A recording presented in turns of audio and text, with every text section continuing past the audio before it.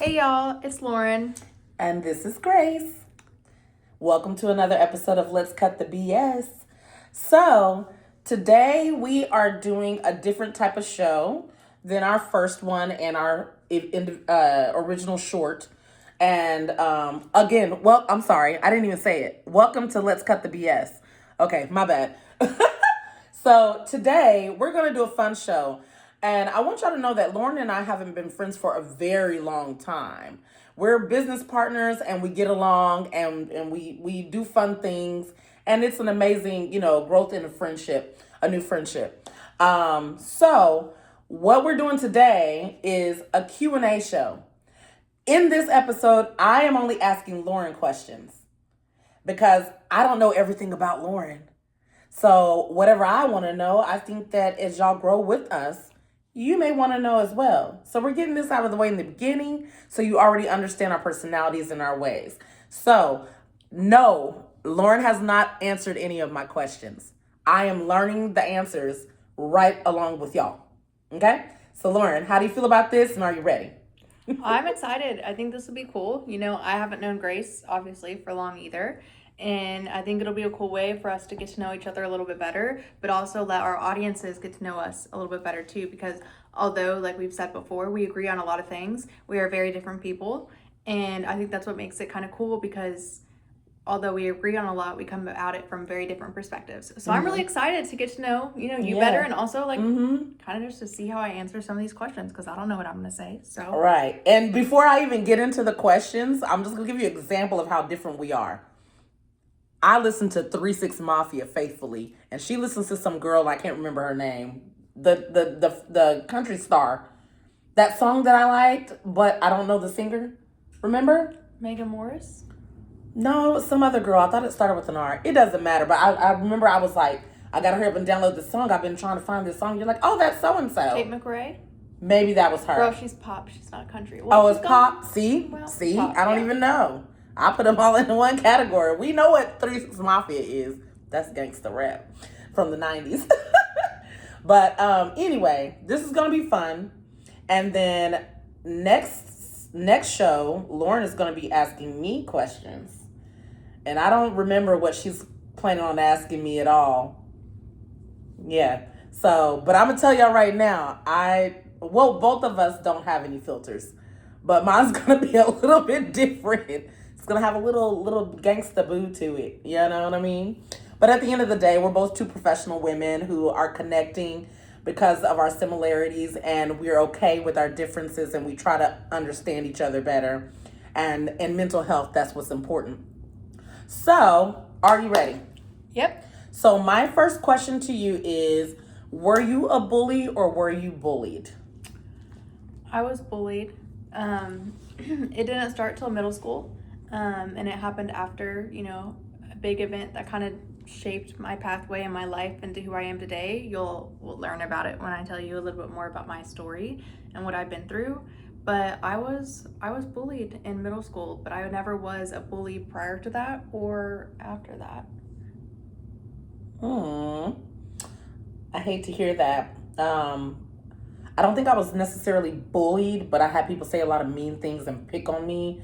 I don't know if that's considered bullied because I am much older than her. So maybe it was bullying back then and it just wasn't written into laws, the bully laws and all that. It might have been bullying, but that definitely can shape how you see the world even years later in your life, or the type of people that you deal with or you don't want to deal with because you remember what a kid said to you years ago. That's that trauma. Takes down the self-esteem for sure. Well, I'm sorry that happened to you, but you're a wonderful person, and no one's gonna bully Lauren today because when they see Grace coming, Houston, we have a problem. Okay? Yeah. Period. All right. So I don't know if if y'all watched our last episode, but if you did, if you noticed, there was a German Shepherd that kept trying to come into view while we were shooting, but we didn't want to stop. It was like, let's just let it be generic, whatever. And that's her dog, her German Shepherd, and the dog's name is Pretzel. Pretzel. And my next question is, why did you get Pretzel? I got Pretzel because I've always wanted, my own dog. We always had family dogs growing up, but I always wanted my own dog. And I watched a show when I was, younger, even in college. I think I rewatched it, and it was about this blind girl, and her seeing eye dog was named Pretzel. And I was like, oh my gosh, when I get my own dog, I'm gonna name it Pretzel. Pretzel is my ESA. And so that's kind of the purpose behind getting her. ESA, for those who don't know, is emotional support animal.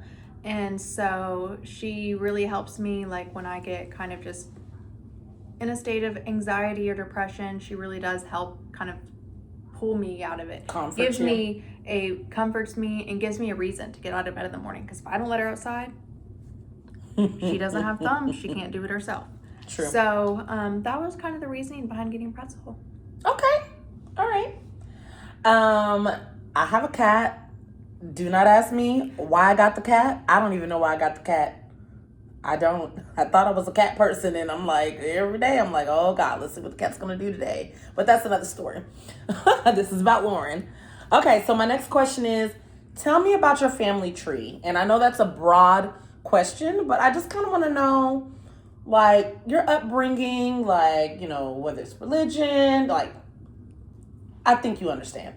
I just want to know more about your family makeup. Right. I was always raised in a, strong Christian household, raised by good ethics and morals and values. And, my dad was always super hardworking. He still is to this day.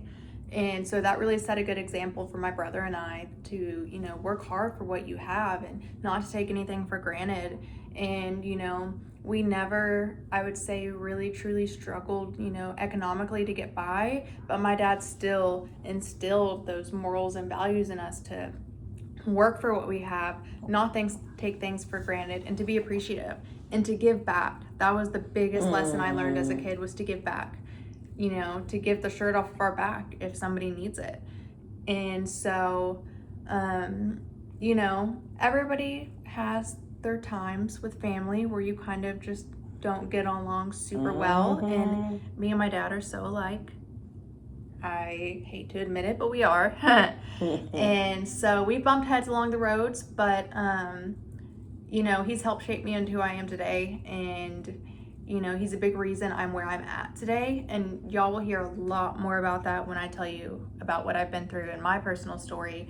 But I can tell you with every bone and fiber in my being, I would not be here if it wasn't for my dad. And that will make a lot more sense when I tell you more about what I've been through. But yeah, shout out to Steve. Thank you. Love you. Hi, Steve. All right, good. So what do you fear most in life? My biggest fear, okay, so I'll give y'all like a serious one and a silly one. So for my silly one, my biggest fear is we listen, we don't judge everybody. But my biggest fear is birds. They terrify me, yes. Like yes, birds? Like the birds that fly in the sky and that sit on like the telephone wires. Like, yes, no. Did you watch that bird movie from the 70s? The Killer Birds? Nope. Oh. I just okay. It's irrational if you want to believe it, but I am terrified. So that is like what people call my silly fear. But I will literally make a right turn and go the opposite way in my directions if there are like birds gathering at a light. Like this is real. Sorry, I don't mean to laugh, but I do. No, I get it. A lot of people laugh, but it's real. And my serious fear, I would say, is being alone. And again, this will make a lot more sense when I tell y'all more about like what I went through when I was younger. But to give it context, I lost my mom when I was 12 in a very tragic way. And so growing up without a mother was extremely, extremely difficult, especially as a female. I shouldn't have to explain that. And so I think losing her in an unexpected manner and in the way that I did, that once I tell you more, you'll be like, okay, I get it. But that would be probably my fear, my biggest fear. All right. Thank you for sharing that. Wow. But the bird thing, because I used to be afraid of birds when I saw it. It was in the 70s. You probably weren't born yet. But I was a little girl and I saw it. And I think it was a Stephen King movie. And if y'all can help me out in the comments and remind me of what the name of it is. But there were birds that were literally like pecking people's eyes out. And people were terrified of the birds. I think it's from a Stephen King. Well, it's a Stephen King movie, but I don't know if there was a novel before it. But No, I don't care what kind of bird it is. It could be like a pretty bird. a Mm-mm. hummingbird, Nope, I'm good. cardinal, Well, cardinals, they like remind us of those who are no longer with us, like that. Okay, doves. like peacocks, like all those other birds, like no, I'm good. I love a good peacock moment. I love it when they. It's like they know I'm scared and they like come after me. So no, What zoo were you at when they came after you? whatever Just one play. is in Dallas Fort Worth, y'all. I don't know. Okay, so what would you say has been your biggest achievement in life? Accomplishment. Okay, Your biggest accomplishment in life. I don't know. I That's would almost the say same, but so. There's a few things. The first thing that comes to my mind is graduating college, and you know, I hate that I have to keep saying it'll understand more when I tell y'all my story, but it truly will. You'll be like, oh my gosh, everything she said makes so much more sense now. But like I said, I went through a tragic event when I was younger. I was, told, and my parents were told by doctors that I would never walk, talk, or eat again. And so, in sixth grade was the grade I was in, and I was told that'd be my highest level of education. wow. So, getting to graduate from college was definitely a huge accomplishment because it was like okay, I did this despite what people who go to school for 10 years said I couldn't. So, that was definitely my biggest accomplishment. And again, like going back to what I kind of just previously said, obviously, walking, talking, eating, all those things that I was told I wouldn't be able to do, doing them are also definitely a huge compliment. Nice. Proud of. And I can't wait to hear, because I know a lot about Lauren's story, but I don't know every little thing. So when we have our episode about her story, like I'm going to be tuning in just like y'all, because there's a whole lot more involved in her experience. I just know that some things happened in her life and it kind of shaped the way that she has to live today. Absolutely. And I look up to her, and I think she's a very strong person, and she's persevered through a whole lot, and that's why I'm friends with her. Like, I don't like being friends with people who haven't been through something that's boring. Yeah. Anyway.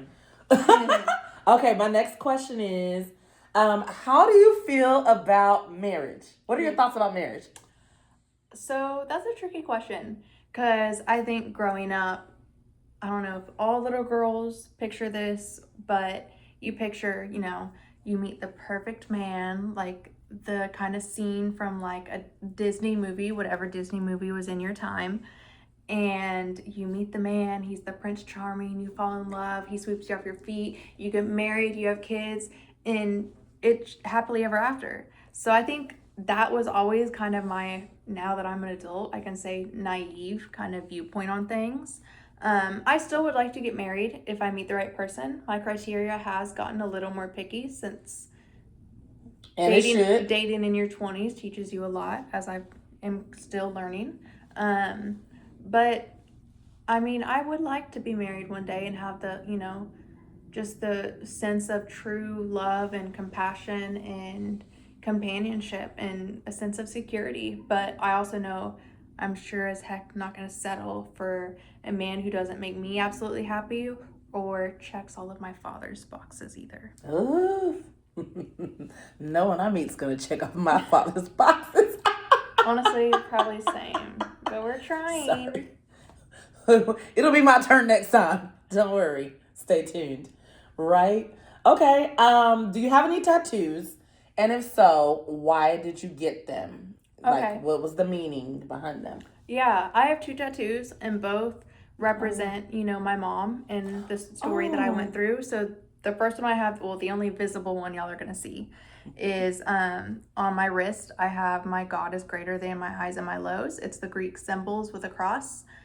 Just a symbol of, strength, everything I've been through, and what I've learned truly about strength and endurance, and, just the statement I think I've heard a lot, and most commonly when I tell people about my story and just kind of in life in general, that God gives his toughest battles to his strongest soldiers. And so that was something that really helped me. And then I have one on my hip that is the Chinese symbol for heaven. So obviously, I already kind of told you I lost my mom. And so both were for her because I felt like I wouldn't be able to be where I am today if I didn't have her inner strength with me. I love that. Awesome. Okay. My next question. Are you ready? Yes. What was the worst relationship you've ever been in? You don't have to say any names. Just I'm not. yeah. Because y'all are gonna be coming for her in the comments. If you know she's talking about you, I will come to your house. Yeah. So don't mess with Lauren. It's really hard to say, but I would say kind of when I feel like a lot of girls kind of start to figure out like what they want longevity wise. I would say my college boyfriend, my long-term college boyfriend. Sorry, y'all, my feet are falling asleep. It was really, really kind of rough. It was good at first, but then my self-esteem started getting picked at. The narcissism started coming out, and I became, you know, the villain. He was always the victim. And so I kind of just naturally kind of sunk into that role where I was always, you know, the one that was wrong or not correct or, you know, and so it really did a lot to like it hurt my ego a lot. It hurt my self-esteem a lot. And I just felt like I was like way down here. And I felt And your like nervous system. my worth and my value were so low when I knew in the back of my head, I had family and friends who were like, no, Lauren, like, you know, and so it took a long time. It honestly probably it was about a 2-year relationship, and it took about 2 years to kind of build myself back up. And so to all my girlies out there, you know, if you're with somebody who's not constantly lifting you up and asking, what do you need? How can I help you? You are young, and even if you don't feel that you are young, there is always time to find that perfect person, because know who you are, know your value, know your worth, and don't settle for anything less. And I wish I would have told myself that. And I might add, and also you need to know that they might be a narcissist because they're out there, and you don't know. If you don't know the signs, do your research. You can learn what a narcissist is like in the beginning when you meet them. If they're asking you all the time about your triggers and your trauma and what hurts you and this and that, but then when you ask them questions, they don't feel comfortable with answering. Yep. Red flag. Yeah. They love to talk about themselves. All day. I ain't gonna say no names. We'll get to that. We'll have a whole episode on just narcissism. That's gonna be so much fun. Oh, yes. My God. Okay, so my next question is, we're almost done, guys. So my next question is, are you a planner or a procrastinator? Oh my gosh. So I am 100% a planner. I used to be a procrastinator, and college and just, you know, adulting taught me that planning was life-changing. And so literally, if it's not like sketched into my schedule, or if I'm not planning it, or if it's not in my calendar and you are like, hey, let's go do this, I'm like, let me see, is it in my calendar? Is it an hour before I go to bed? Right. I'm a meemaw. I'm like in bed by 9. I love it. I love it. I'm a meemaw. Me and Pretzel, we are out at like 10 o'clock. And, but I'm definitely a planner, because I also have noticed, you know, due to some things I went through in my story that I'll explain, I wouldn't call myself a control freak, but I like to always have a plan, an agenda, an idea of what's going to happen in my day. I don't like surprises. I don't like pop-ups. And so being a planner helps eliminate some of those. And so to me, it just gives me more comfortable. It makes me more comfortable. It reduces some of my anxieties and worries. And planning just makes me feel like my day will go so much smoother. And I like how you expressed that. And some parts of that made sense to me for myself, because I have anxiety and I have to plan certain things or I will lose my mind. But I also am a procrastinator in a lot of things. If it doesn't seem that important, I procrastinate. But if it's not in my planner, I already forgot about it. Like 5 minutes later. Like, I have to write it down. Oh, yeah. Late's not in my vocabulary. Like, late for me is like 5 minutes early. I have to be 10 to 15 minutes early. Oh, she's better than me. Like, and nothing makes me more mad than when people are late. I'm going to come late and leave early, depending on who I'm dealing with. I'll come on time for Lauren. It just depends. Like, I will come late and leave early because I don't have time for people. I didn't want to come in the first place a lot of times, but that's another story too. All right, so for your final question, Okay. what was your favorite memory as a child? Okay, so this one's kind of a little rough for me, and you'll understand so much more of this when I tell you what I've been through. But the tragic event that I went through when I was younger, I lost most of all my memories prior to the age of 12. So for me, it's hard to really put kind of a true memory on what's my favorite, considering I don't remember my life until like my memories don't really start till I'm 13. Late 12 kind of year. And so I have a favorite memory from then on, and my memory prior to that is hit or miss, reliable, unreliable. But I can tell you for sure the thing that I, unfortunately don't remember, but I know to be true is that my mom was my best friend.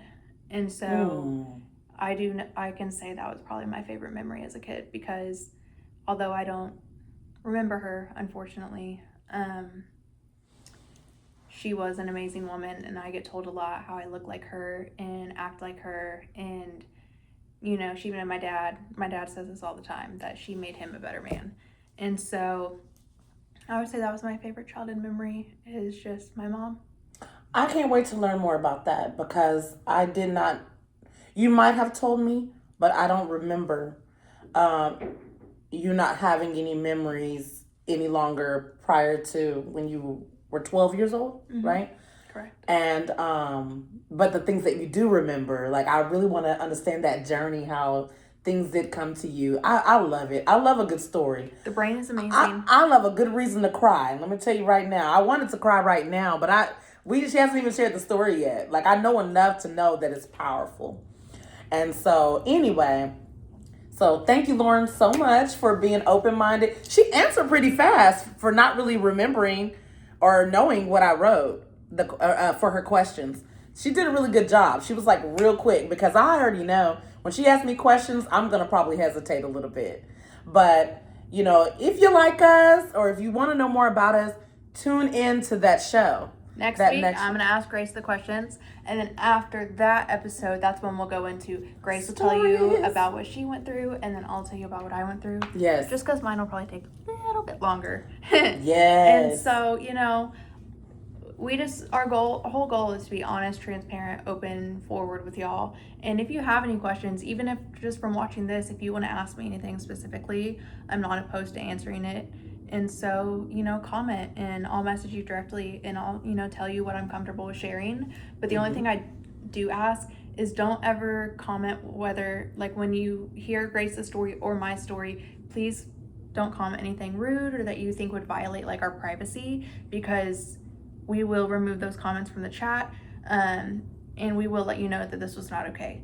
So just please be mindful of your comments, but I am an open book. And so if you have any questions for me or Grace, please comment below. We want to connect with our viewers, and one day we want to bring y'all on, maybe.